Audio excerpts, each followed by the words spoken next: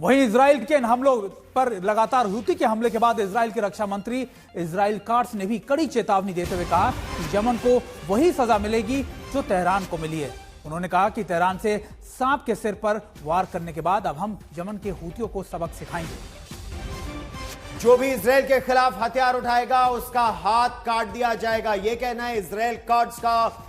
Israel के रक्षा मंत्री और इजराइल समेत जबरदस्त पलटवार भी करने की पूरी स्थिति में है। हालांकि ईरान ने यह दावा किया है कि इजराइल की सेना को जबरदस्त नुकसान पहुंचाया गया था उस पूरे ऑपरेशन में, लेकिन इजराइल अब पलटवार की बात भी कर रहा है।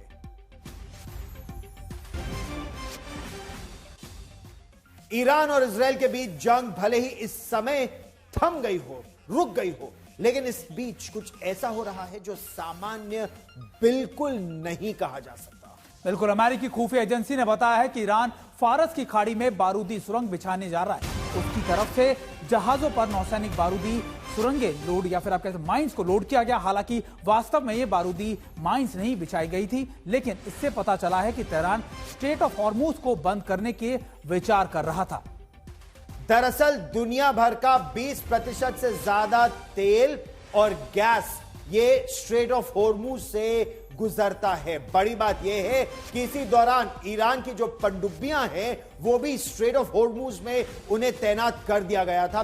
सबसे बड़ा सवाल यह है कि क्या ईरान की पनडुब्बियां अब भी फारस की खाड़ी में घूम रही हैं, और अगर ऐसा है, ईरान और इजराइल के बीच भले ही युद्ध समय रुक गया हो लेकिन तनाव बरकरार है।